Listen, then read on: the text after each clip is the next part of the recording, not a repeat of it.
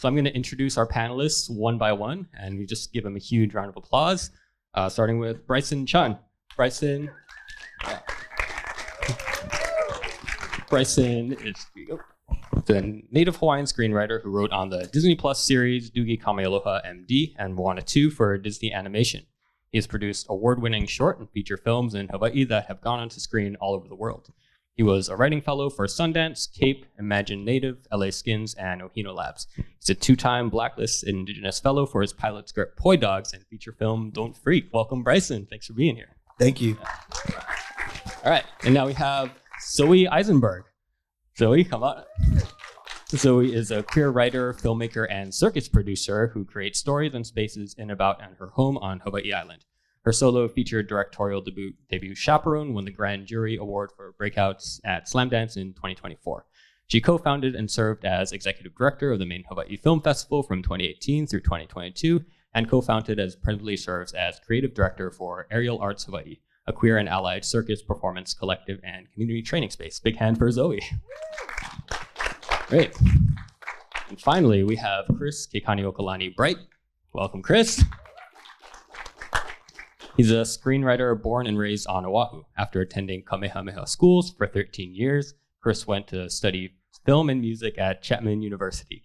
He worked in production at Walt Disney Animation Studios and has been writing several film projects since, including Conviction, which made the 2018 Blacklist and has been sold to Warner Brothers, and the live-action version of LILO Stitch, which will be released May 23rd. And of course, we'll be having this awesome sneak peek of that later today. So welcome, Chris. Congratulations.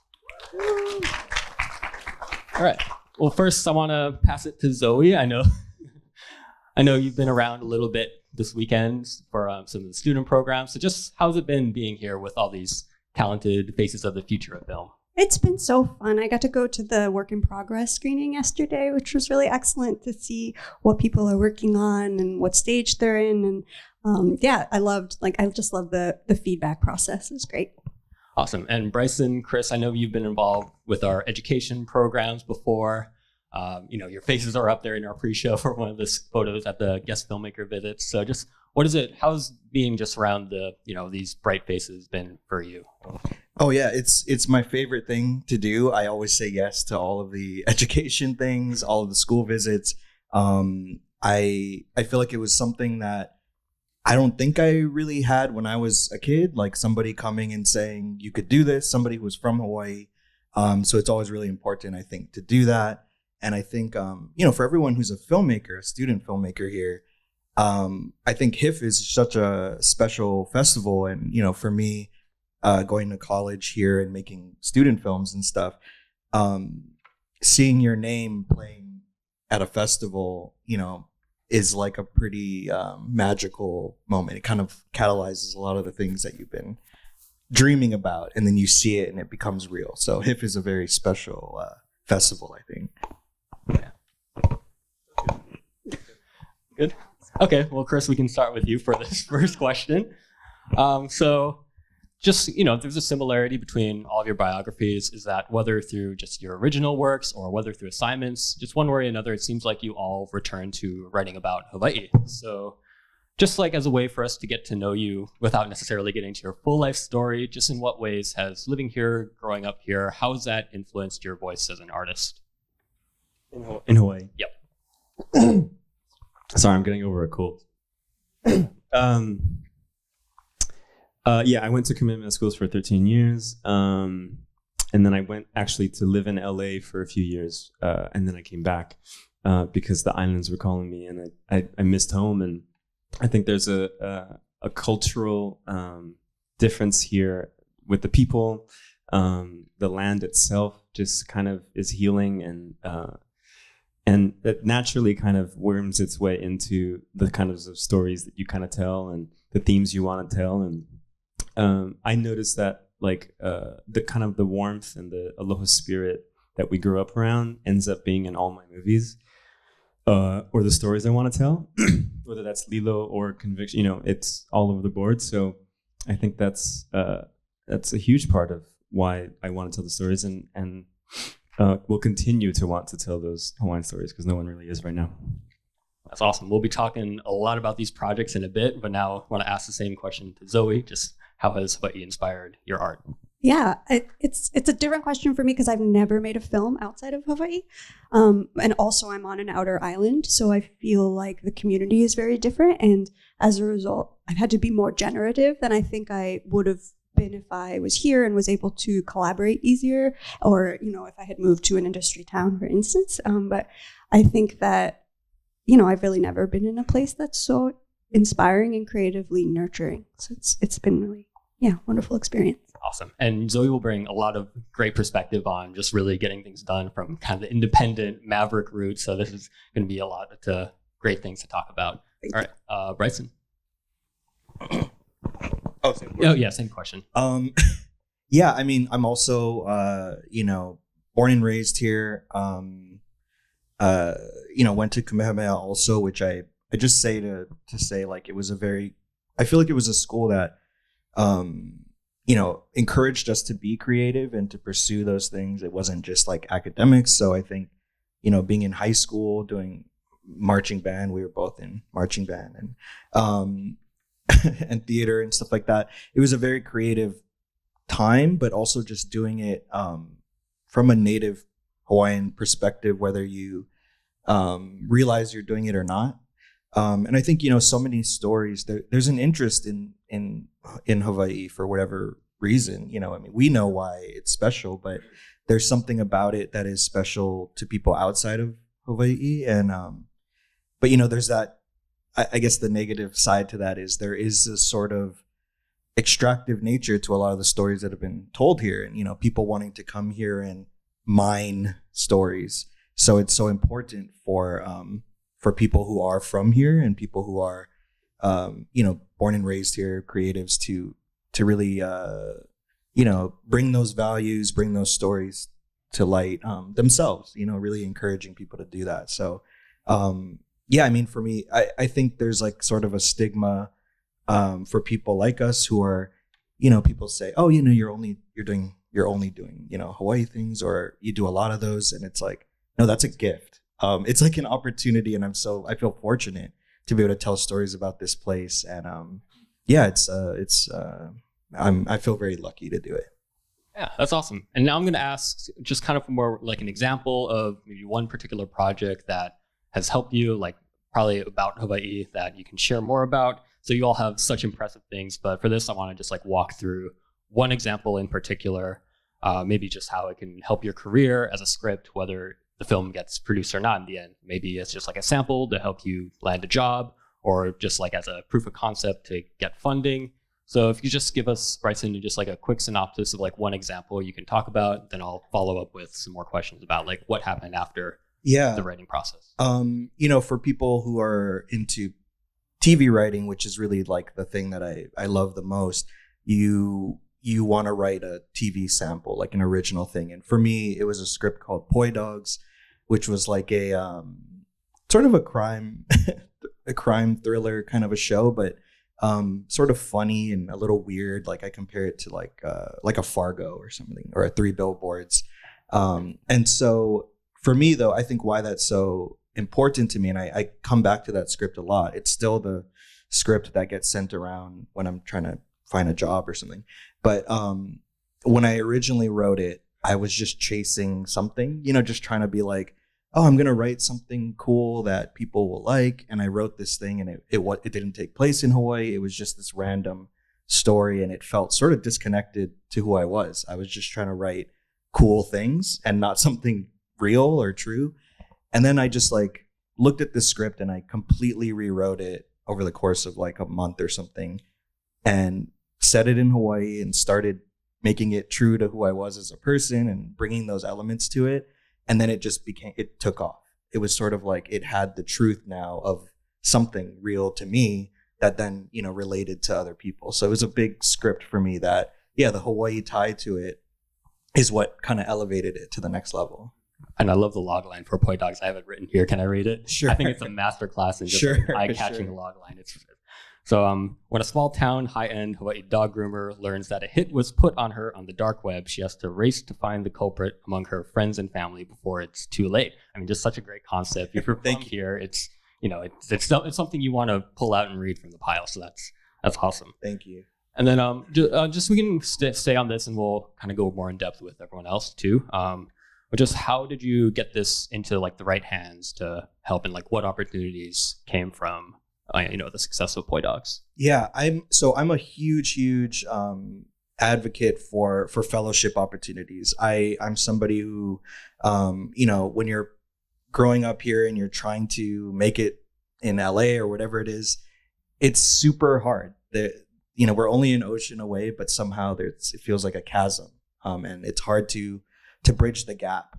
And so I've been a big fan and a beneficiary of a lot of fellowship opportunities. So I've done, you mentioned some of them. The Sundance labs were really big for me. CAPE is another one that fits a lot of Hawaii people because it's Asian and Pacific Islander specific. So just an opportunity I feel like so many of our creative students can take advantage of. But it was that getting my work out there through fellowship opportunities, and then that was really kind of the crux of everything for me.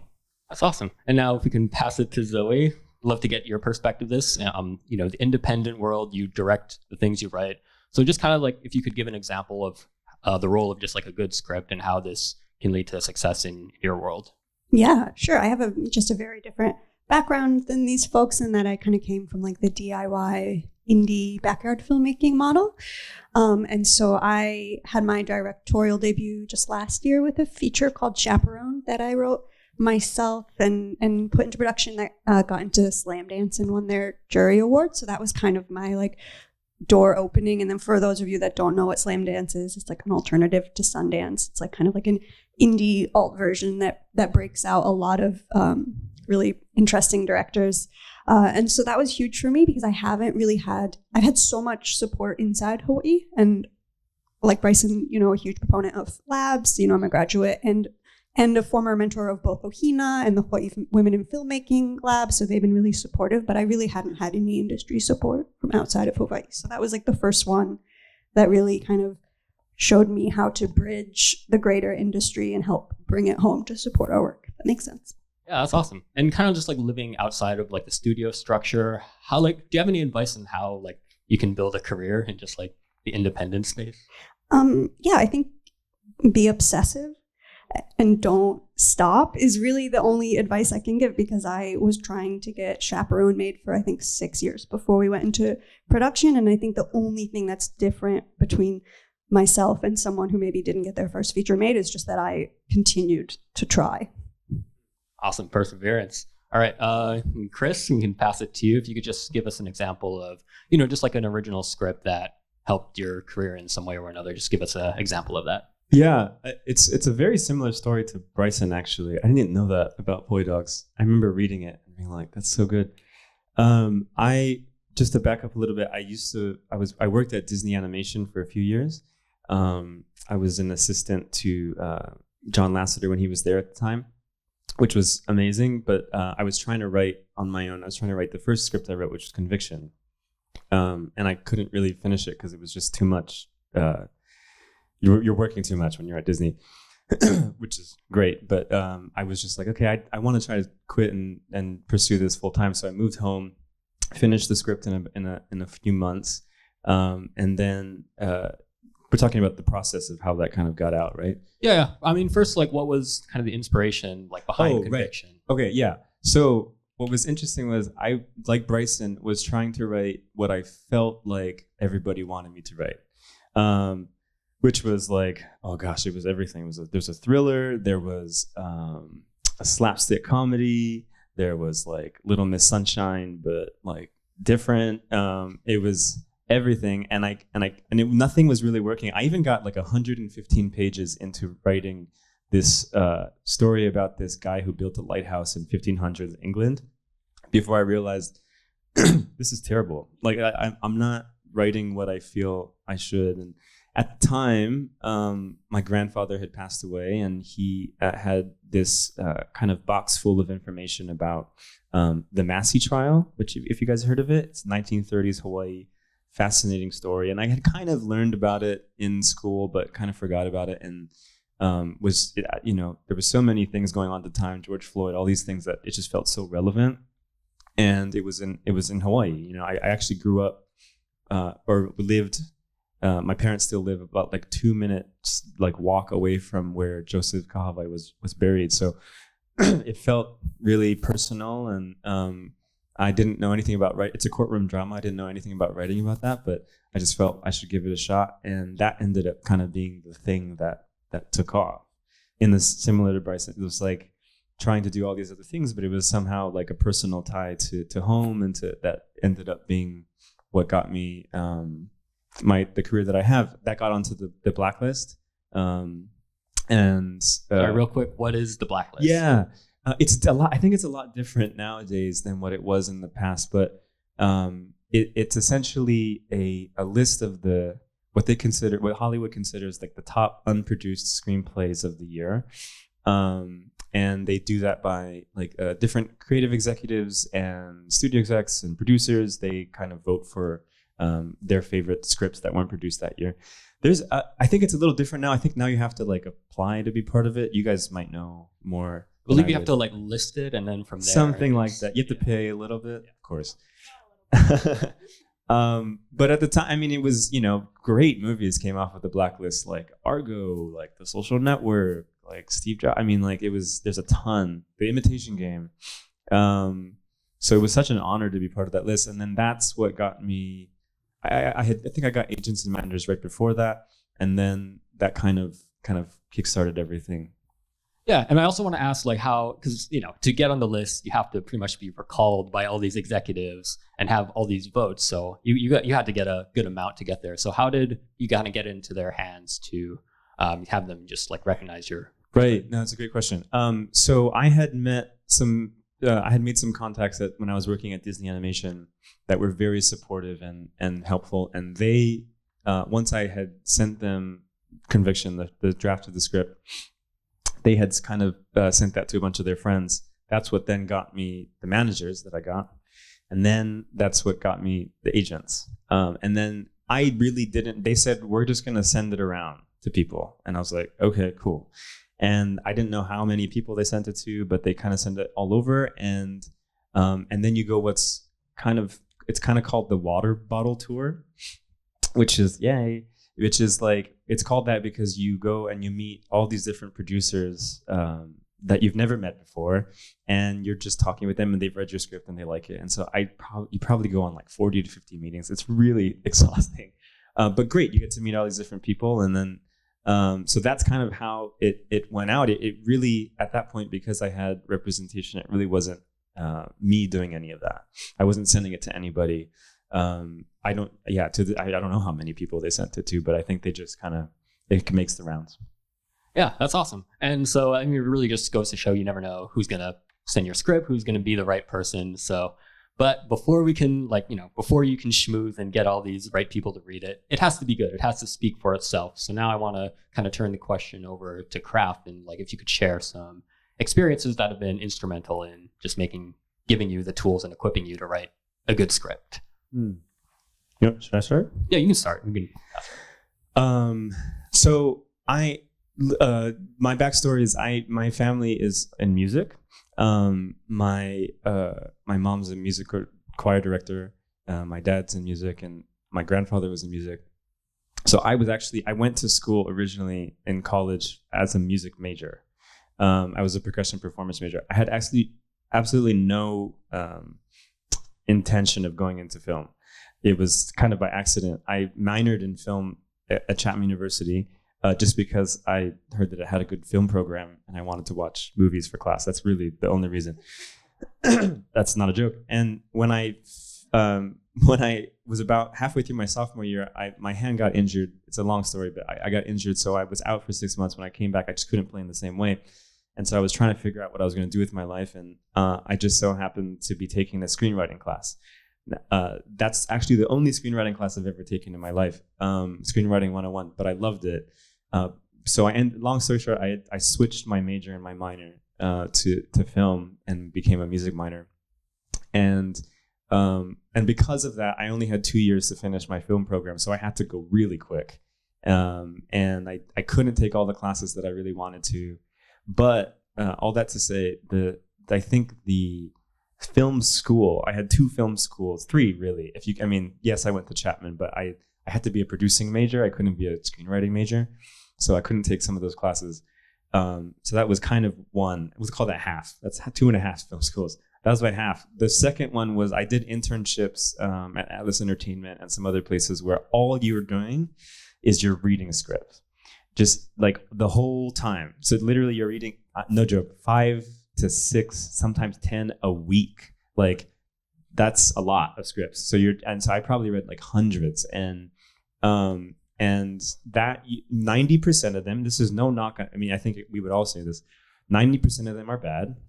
5% of them are decent, and then 5% of them are good. But you realize quickly in reading all those scripts what works and what doesn't work.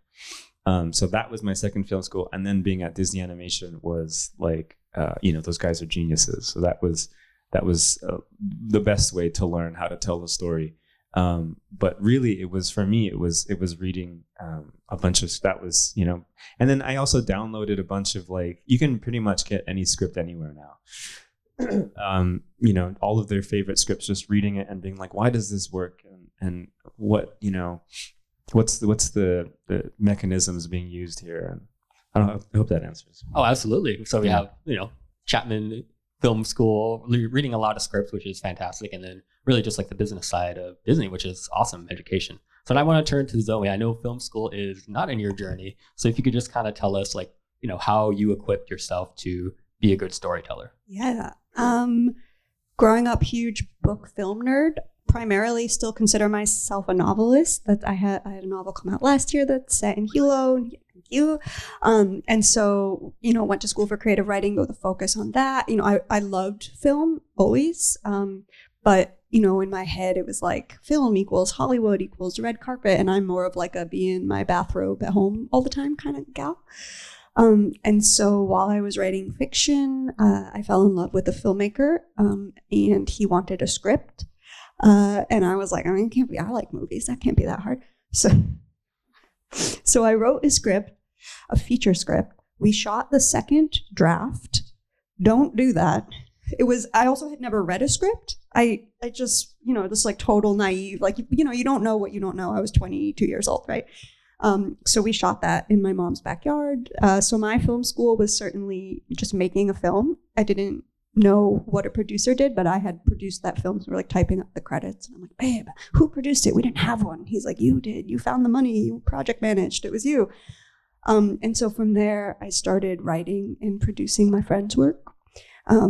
But it was really interesting to kind of see the huge difference between fiction and film. They're just wildly different mediums, like fiction and a screenplay. And it took me a long time to sort of figure out how to navigate both. And since I did that, the structure element of a script, because screenwriting is like a puzzle. You can have a great story, but you need to figure out how to format it in a way that how we're expected to receive that story. It's very different than a novel, which can be just entirely whatever you want. So since I learned how to screenwrite, which took, I think I'm still learning, right? But took 12 years of just reading and writing and getting feedback from my friends and making a lot of terrible films and doing it better. But I've started to adapt the structure tools into my fiction, and now my fiction is so much better and also much more adaptable, which is nice. Yeah. Real quick, I also want to make sure, what is your book that's out right now? Let me make sure we plug that. Thank you. It's called Significant Others. It's like a platonic friendship divorce story, if anyone's interested. Yeah. And also that's also just so great of just the tools from adapting fiction to screenplay. So you could just maybe expand a little bit more on just how you kind of learned that structure. Was it all just kind of trial and keep going, or were there any other resources that helped you out there? A lot of trial and error. I mean, there's so many good books and resources and tools, but they don't work for everyone. There's the Save the Cat, all the stuff that you can learn. So I've definitely dabbled in all those, but you really just have to sort of find what works for you. Awesome. And if we could pass it to Bryson, just, you could just share how you developed your craft over the years. Oh, yeah. Okay. I did forget the question. I was like, thank you. Yeah, I I mean, similarly, I took one screenwriting class like at UH, and I really enjoyed it. And I think you know, it was for short films, so I wrote a couple of short films that I never made, and but I was like, oh, this is really fun, and it felt like the thing I just was drawn to the most in all of the filmmaking jobs that I've tried to do. And but I ended up becoming like an English major, but really just kept writing screenplays on my own. Kind of what Chris is saying. I read every script that I could. There's this great app called Weekend Read that like it takes a PDF and then it makes it like really easy to read on a tablet or something. So I was reading at the time, like when I was really just in earnest trying to be a writer for the first time, I was reading every night, like a couple hours. So I would read, you know, 4 or 5 scripts a week, and it was just every movie I loved, I started there. So I was watching and reading like Juno was such a big inspiration for me. I was like, this is a perfect movie. How do you write this? And it's a perfect script. I mean, it's an amazing script. And then similarly, I just started reading every movie I saw. You know, it was just I saw something and I would go read it and be like, how did they communicate this scene, you know, on the page? And then like this is my real big secret that I always give to people in terms of how I learned, I think, the structure side of it is, you know, reading all those scripts was super helpful, but then I would it feels like a dirty secret. But I would like when I was writing my Poi Dogs, I was like, okay, this is sort of like a crime thriller thing. And what I did was I was like, what's like the best show? And it was at the time it was Breaking Bad was such a big influence to me. So I found that pilot and I literally would open it up and it would be on half of my screen. And then my final draft would be on my side. And I knew like, okay, I'm going to write this story, but I'm going to follow the beats of Breaking Bad, like beat for beat. And so I'd be like, okay, this is how it starts in the past, right? So I did that. Like I started in, you know, in media res and whatever. And then I'm like going on. And then you just know like, okay, on page whatever, Walter finds out he has cancer, right? Like that's like a big driving point of that story. And then I was like, okay, so in my story, she's going to find out like a hit was put on her. It's the big turning point. So I just would line it up like exactly. And that's still kind of what I do sometimes. I mean, it's super helpful. I will still, if there's some scene that I'm like, I kind of know I want it to be like this, I sort of think of what's a movie that did that thing, and I'll find the script and just like sort of copy it. And so like even if I just want to do, I just think like, oh, I need to do a phone call here. How does that look? I don't quite know. I always go to the script for Get Out just because I know he's on the phone a lot with his friend. And so I just copy sort of the format of those scenes. And so I think that was a big education for me, is just stealing a lot of cool ideas from other people. I really think that's good advice, especially for students here. I mean, you have a long path ahead. Structure is not plagiarism. That's not copyrightable. So, you know, find a voice that you like and yours will come, I would say.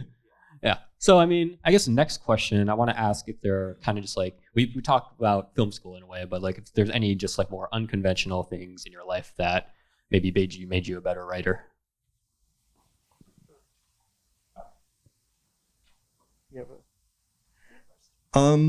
That's such a good question. Yeah, you know what? I will say I think a big being in a writer's room for the first time was a very educational thing for me. And I was in a very fun room. So I wrote on the second season of DOOGIE, if anyone's watched DOOGIE KAMEALOHA. So I was on the second season of that, and you go into this space, it's the best job in the world. You go in and you're hanging out with your friends all day, and you get free food and free snacks, and you're just drinking LaCroix and eating candy, and you're just hanging out and trying to make each other laugh all day. I mean, in a comedy, right? This is a comedy show. But what was so amazing about it for me was you would go into the room and like, yeah, here's the start time. You start at whatever, 9 a.m. or whatever. But you just spend so much time hanging out and you're like, oh man, you know, today I almost got into a car accident, and then I stepped in poop, and then like you're just telling all these stories, and then it's like something where you start telling all these stories from your life, and I think what you kind of gather is that you can't replace life experience, and so much of like all the things you can do, anything, like I think like for Chris and I too, being musicians, like that was such a big. We had so many opportunities from being drummers that took us places. We got to travel and experience things. Whatever things you can draw from in your life, good and bad. There's a lot of opportunity, and I think that's the thing about when you're really young or whatever. Sometimes people are like, "Oh, you don't have enough life experience or whatever," and I don't believe that. I think it's just drawing from what you know, your own truth, but as you get opportunities to try things that are interesting or crazy, like say yes to everything. And I think I've done a lot of crazy things that I won't talk about here, but I think about how that's so much life experience that I can now put into a TV show, into a movie. And those are the things that make your favorite TV shows real, is that somebody probably experienced some version of that. So I think just life experience, period, is all valuable. Yeah, that's great. I once had a professor that said, if you want to be a screenwriter, go to med school. You never know what's going to help you out in the end. Yeah, it's true. All right. So Zoe, if you have any like unconventional things that. Yeah, I mean, pretty much same as Bryson in terms of life experience, but for me, it's more like I'm very dramatic and messy. I have a lot of really big feelings, and I end up in situations all the time like, man, how did I get here? And am I wasting my time? And what am I doing? But they always end up being the things that I write about. And so the inspiration for my stories always come from like a grain of something, in my real lived experience. That doesn't mean, everything is fictionalized, but it comes from a question of truth, of something that I've lived. So, and I also really use that to enable myself. Because when I'm like really distracted by like big feelings or big drama, I'm like, it'll be useful later. You're working right now, actually. Yeah. That's a fantastic perspective to have to get through life. So, all right, Chris, just unconventional experiences that contribute to your writing. I think I agree with both of them as far as life experience, and I think specifically with film, one of the interesting, I think it's this might be controversial. I think this in music, but I think film edges it out just a little bit. I think it's the best art form at portraying human emotion because of because you can get close up, because you can get real, and you see, you see the mirror of yourself in these characters, and just their face, for like however long. So I think it's, wait, what was the question again? Just like things in your life that aren't necessarily film school or studying film, right, and how right. that may, yeah. Right. So which it's like it has to be real and it has to be authentic. So I there was so many times where I was trying, especially early on, where I was trying to write something that like I didn't really know about. And it's not to say you can't write that, but even in a story about, I'm just using this because it's the most recent thing for me, about a girl and an alien experiment.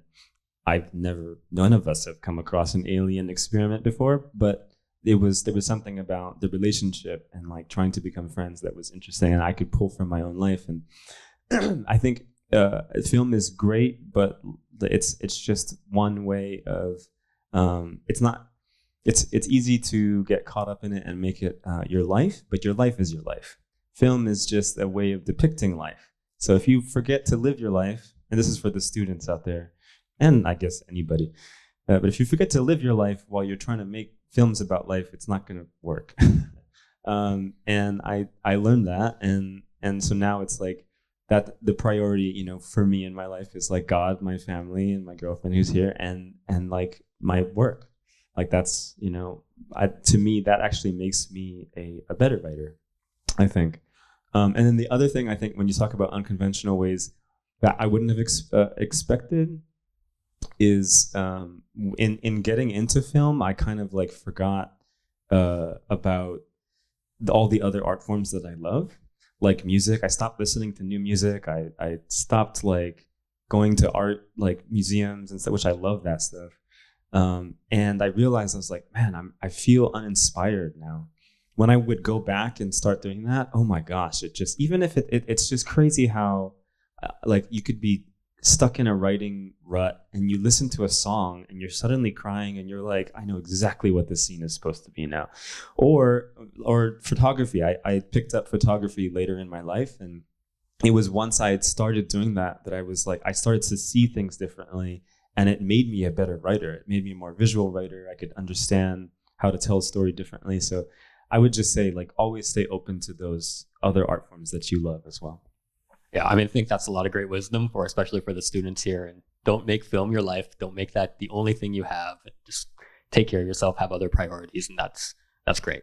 So now, like, speaking to the students here, I also want to ask, because we all kind of touched on like film school, and like I know a lot of them might be thinking about that. Just what is your you all have different experiences in this area. So what is your like opinion on just like how higher education can, maybe doesn't have to, just like what does this need to play? How can this play out for a filmmaker?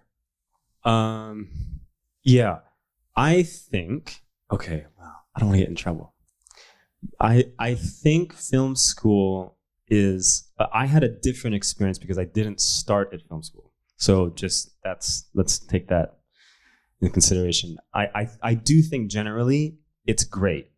And the reason I think it's great is because you get to meet peers, people who are, your own age that are trying to rise in the industry at the same time. And you create those connections and those stay with you forever.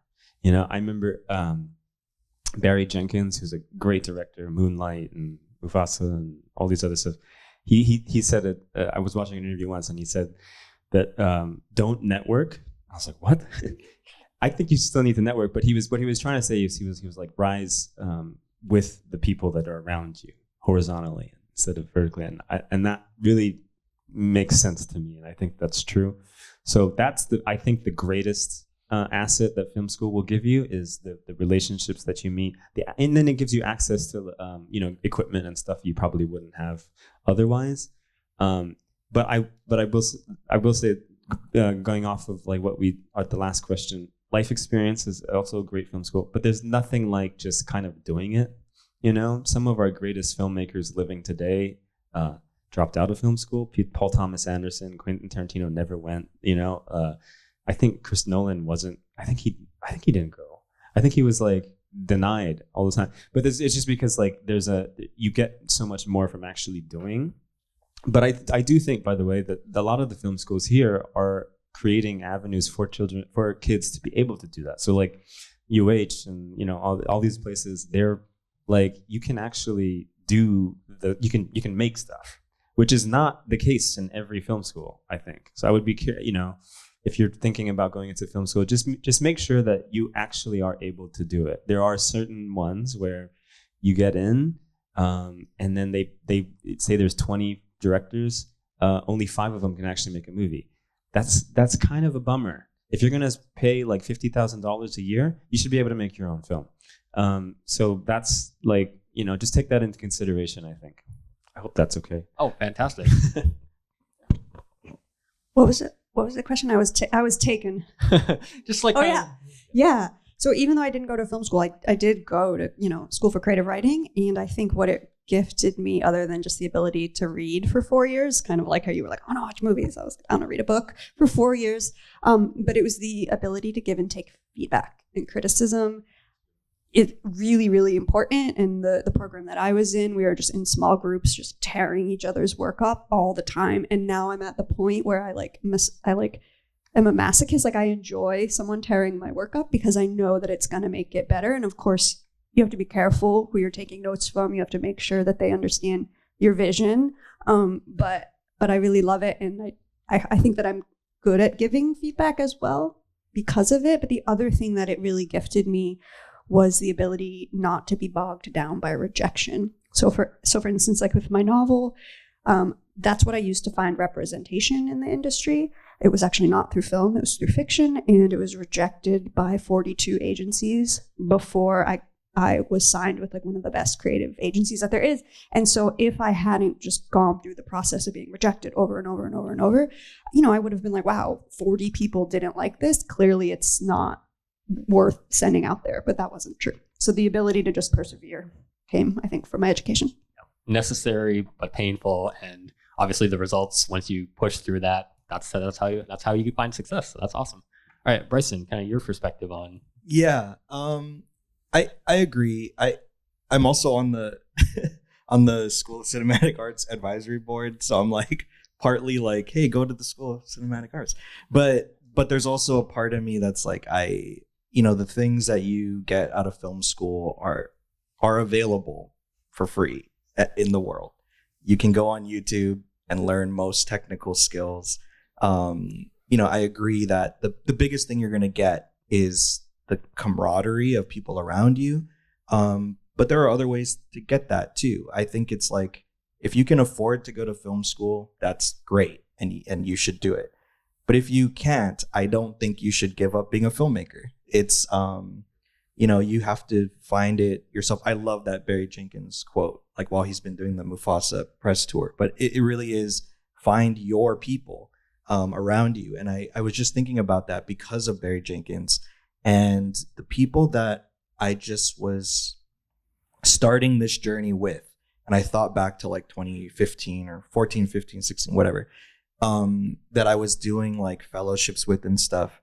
Back then I was like a high school teacher. Someone else was like, a documentary, like, independent documentary filmmaker, all these things. And now, one of my friends who was in this fellowship with me was one of the co-creators of like Reservation Dogs, which is a stellar show. And then the other one is like a working TV writer and director. And it's, these are people who are still my friends. We still support each other. But we all came up together. And so it is that's the biggest thing film school will give you, is just the camaraderie and the onus to actually go out and make something. But you can do that on your own. So I definitely feel like don't let film school be the thing that tells you whether or not to be a filmmaker. Yeah, that's awesome. And I also just want to reiterate that the facilities right here are fantastic. There's no need to run off to LA. I mean, student committee, I know a lot of y'all are students there. I mean, your talent really shines through this whole weekend. So yeah. And so I want to do one more question before we answer it up or open it up to audience questions. Just like if you have just any insight you have specifically writing about Hawaii, since that's something you often return to, just like, coming from traditionally, it's often told from the point of view of outsiders in the past. So just what are ways, being just like tied to this place, how can a writer portray Hawaii in an authentic way? It's such a hard question because I feel like I've dealt with this my whole, life of trying to tell stories about here. Is you're never going to get it totally right for everyone. And I think that's kind of the biggest detractor that people have in telling stories about this place, is that we're afraid to do it because we know, I can picture people in my life that would go, oh, that's not right. Or like some uncle or auntie that's going to be like, oh, you blew it, or something. And that's fair. That's valid. I had my first film ever was like my first short film was this kind of a native Hawaiian-ish story, and it took place on Mauna Kea a little bit. So we filmed up there and stuff. And I remember screening it at this like place that was like, it was a lot of Native Hawaiian people there that were watching it. I'm like, oh, this is my crowd. Like this is gonna kill. It's gonna crush. And then I remember a very prominent figure in Native Hawaiian stuff that I was watching her watch it, and she went, Hawaii. Like she was watching it, right? And I was like heartbroken. I was like, oh my God, this is somebody really kind of famous. And I remember thinking like, wow, that's so crazy. And I was really like, pretty bummed about it. But in the same token, there have been dozens of people who have come up to me who are crying and said, oh, I saw something real to me for the first time in this film. Like you said something about being Hawaiian that I hadn't seen before. And so you have to just remember that you can only be authentic to your own experience, your own self. And so I was telling something very true to me, and it doesn't resonate with everyone, and that's okay too. But stories about this place are hard, but we are from here and we have our own experiences. And Solomon Enos, who's a stellar artist. I was just on a panel with him like a week ago, and he said something that was so beautiful about kalo, and how if you were to take kalo and just eat it, you would know that's a disaster. You're gonna get all itchy in your throat, and you're gonna whatever. You have to change it. It has to change forms in order for it to be edible. And he's like, and some people will take it and you can cook it and eat it, right? You can just eat like a kalo that's been baked or whatever. And someone might do that. And then we know though that, if you then, pound it into pa'iai, it's even better, right? But we're all taking something that's real and adapting it to a different form and trying to make it our own. And so I think there's something really beautiful about that metaphor about we can't be afraid to eat it, because then no one will eat it, and no one's gonna engage in it unless we try. So trying to be true to yourself. Yeah. So great. Zoe, I mean, you have a huge community of Hawai'i Island that you often return to. So we'd love to hear just this perspective that you have for here. Yeah. For me, I mean, I think it's similar, but it's more be specific. So if I can write something that is very specifically true for me, then I can trust that other people will find the truth in it as well. And that can look so many different ways. So for instance, Chaperone is not a Native Hawaiian story. It's about a young woman struggling and finding herself, but she is doing that in Hawaii. So, when I was approaching that story, I'm like, technically the story could be set in any sleepy beachside town, but it's not. It's set here. And so what specifically, in not just Hawaii, but in Hilo specifically, would impact her life. And so I kind of crafted things that way as best I could. But then there's always listening to your feedback, in that screening. And one of the things that happened in Chaperone is it was shot in 12 days and the production was insane. And we just didn't have a lot of time. And the protagonist, when we're filming her in her home, our wardrobe had given her these fantastic chucks, kind of like mine, that she wore throughout the film. But because we had such tight time, we couldn't afford the time it would take her to remove her shoes when she was entering the house. So we just couldn't. And these are decisions made on the fly. So she wears her shoes in the house. And of course, anyone from Hawaii, we're watching that, we're like, that is a Japanese woman, and wearing her shoes inside will never happen. So that for me, when we watch in Hawaii, I'm always like, don't look at her feet, her shoes are in there. So, that's something specific. Did that answer your question? Yes, I did not notice the shoes. I have seen Chaperone, so thank you. I give you a pass. All right, Chris. What's the question again? Just strategies in portraying Hawaii, a lot of. Oh, right. What Bryson said and what Zoe said, I think is perfect. So I don't want to add too much more than that, other than to say, I think there's such a burden, I think we feel as Native Hawaiian filmmakers, because there's so much depth in our stories. There's so many stories that haven't been told,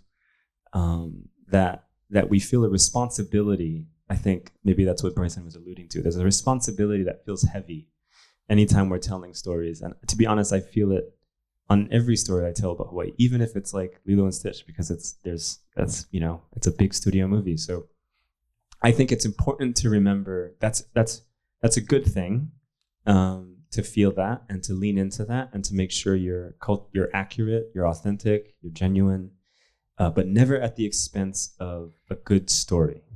I think that's what I think we sometimes lose sight of, is in our effort to tell the most important themes to us and to our people, which is very important, we forget that we also have to tell a good story. And we're actually going to be able to tell those themes better through entertainment and through getting people on these character journeys. And it comes down to that first and foremost. So that's kind of been my approach whenever tackling these kinds of stories, is learn everything, take all of that into consideration. It's always in the back of the mind, and then forget it all, just to make sure we're telling a really good story first. with good characters. And all of that stuff that you did, all the research you did, it'll end up in the story no matter what. Yeah, that's awesome. So now I want to make sure we open it up to questions from the audience. So, don't miss this opportunity. You have some amazing... I'll run the mic over to you.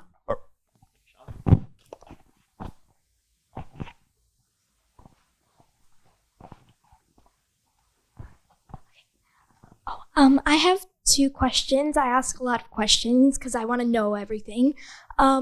For Bryson and Chris, you guys write music because you're musicians. Do you ever think about writing music? No.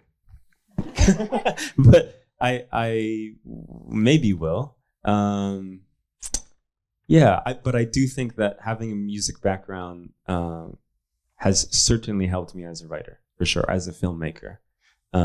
Because I think apart from the actors' performances, I've even heard Roger Deakins, who's probably the greatest cinematographer of all time. He's like, that all of this is great. None of it matters if you add music in this scene. Music can literally change the entire movie and make a movie 100 times better. Like E.T., if you watch that movie without music, it's a weird movie. With music, it's one of the best of all time. So I do think that has helped. But no, I have not written, and I would like to. I used to. When I was younger, I was big into. My dream was to be a rock star. Actually, I was like a drummer in bands. Thank you. I was a drummer in like bands and stuff that were really bad. But I used to write songs a lot. It was like I love that, and there's still a part of me that's like it's not too late. But then I don't know. So maybe I'll go back to it. I can say one cool thing I think was working on Moana, because it's a musical, was a very, very amazing kind of full circle opportunity where a lot of the songs we had songwriters who were great. Barlow and Bear, this amazing duo of young women. And I got to collaborate a lot with them. And that process is so magical. And really, Jared Bush, who he wrote like and directed Encanto, this genius writer. He was like, all we're trying to do is set up a movie around music. And he's like, we're just trying to write scenes that go into a song and then come out of a song. And when you think of it that way, you're like, yeah, these music movies are about the songs. And how do we best set them up? How do we best get them to be effective in a storytelling standpoint? And so I got to do some really fun things there where I would write out like sort of what the song was supposed to be about, like really technical things like this is supposed to be about Moana's journey to do this or that. And here's what she's thinking and all these things. But then something that Jared really did when he was doing Encanto with Lin-Manuel Miranda is he would write these like diary things. So I would do these things that are like, no one's ever seen them and no one ever will. But it would be like as if I was Moana and I would write these diary entries about, yes, it would be like, I'm waking up and I see my island that I love so much and I just feel like so drawn to protect them and all these things, but also I need to, and I would write these really in-depth, they're embarrassing. I think they're not meant for the light of day, but it helped inform the songwriters and say like, okay, we know the story better than they do, but they're able to bring their magic to it because I'm putting them into that headspace. So that's maybe the closest I've ever gotten to writing a song in that way, but that was like a very beautiful process. I understand what you guys mean, especially with the adding the music to the movie, because Halloween, the first draft of the film didn't have music and nobody liked it, so they added music and now it's the best-selling film. That's what I call it, a best-selling. But so any one of you guys can answer this second question, but what writing program do you use? Because I'm an aspiring screenwriter, so I would like to know what writing program do you guys use? Okay, I feel like I have a lot of insight because I've tried them all. This is my true advice of trying them all.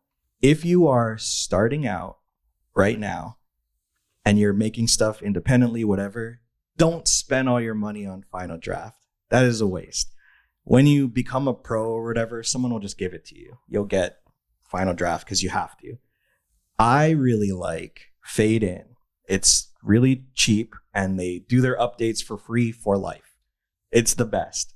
Other than that, if you can do something free, like Writer Duet or Writer Solo, these things that are free, do that. Don't waste your money on a screenwriting software because they all do.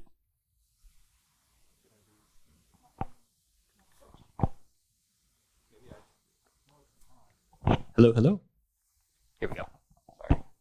That was the answer, though. I think Final Draft is great when you're getting paid to write something. Otherwise, Fade In or something. That too. I use Highland. I find it really intuitive. I used to use Celtics, and I have used Final Draft before, but I like Highland. I just etch it into tablet and stone. Yeah, it takes a long time. I've only used Final Drafts, but I did make the mistake of going into credit card debt just to buy it when I was in college.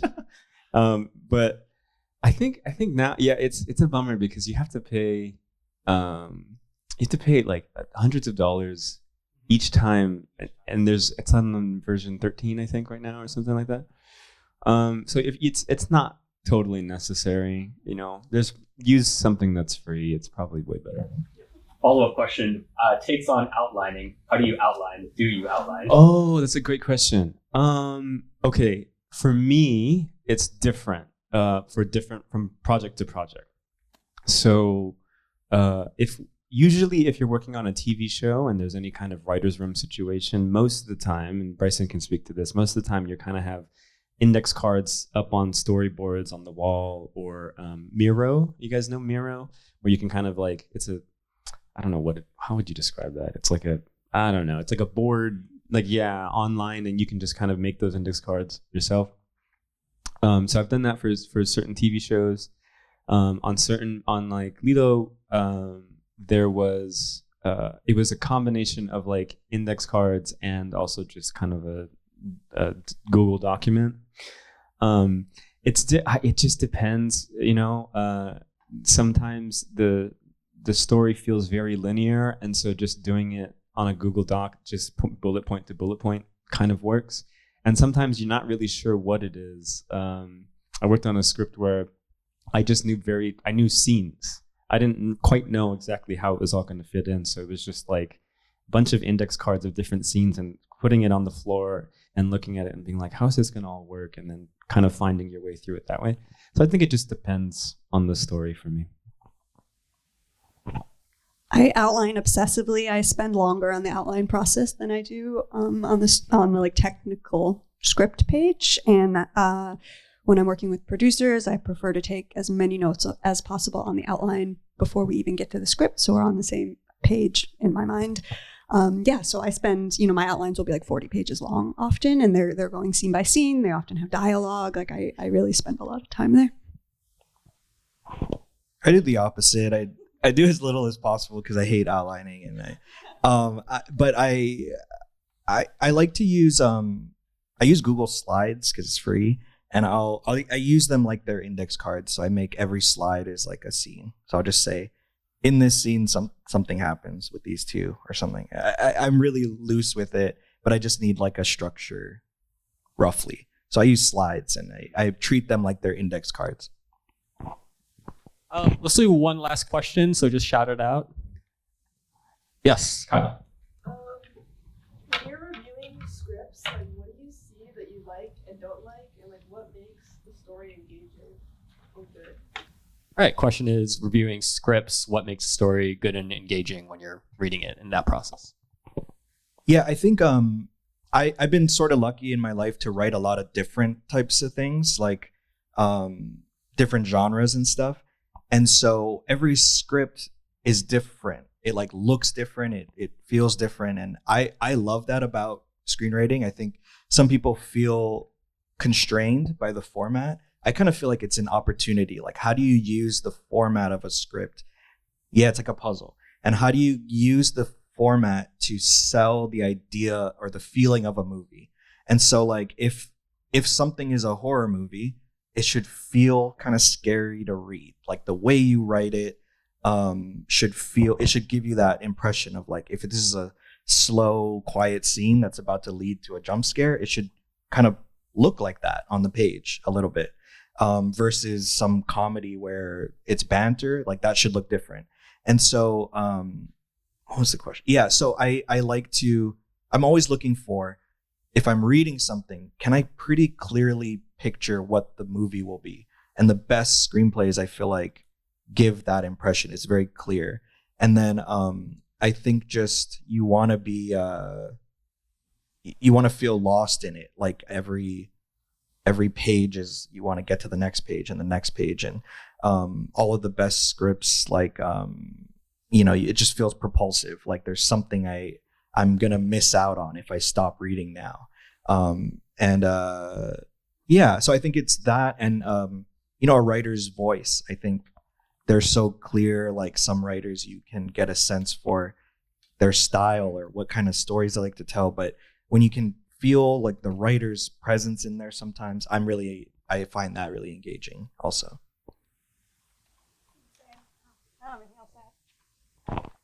Yeah, same. I think making sure that you can feel the writer's voice in also the differentiation between the characters. Sometimes I'll read a script that's not working for me because all of the characters talk the same. And then I'm like, well, that's just the writer. And I can feel the writer on the page too much. So yeah, I think it's a push-pull there. Yeah, I totally echo what Bryson was saying too. And I think there's a specific way. My favorite screenwriter probably is, he passed away recently, but William Goldman. If you ever want to read a book about filmmaking, it's the best book, I think, about filmmaking, called Adventures of the Screen Trade, that he wrote, because it's the most honest. He's incredibly honest. But there's a specific way that he writes scripts where you can see the movie without him being like, close up on blah, blah, blah, wide angle on. You can just see it kind of in your head. And he writes it in a way that's very engaging. And that was, as soon as I read some of his stuff and the people that he taught, like Tony Gilroy and Dan Gilroy, I was like, that's kind of how I want to write movies. So that's just a personal thing. But then just more broadly, I think this is for any script that I'm like reading or any movie that I go to. It's like, I love movies and I love TV because it makes us feel something. I just want to feel something. I want a good human story. I can cry. I can be terrified. I can be angry. I just want to feel something. So that's, to me, if I'm reading a story or I'm watching something, there can be so many other things that don't work. But if I feel something, it's already like an 8 out of 10 for me.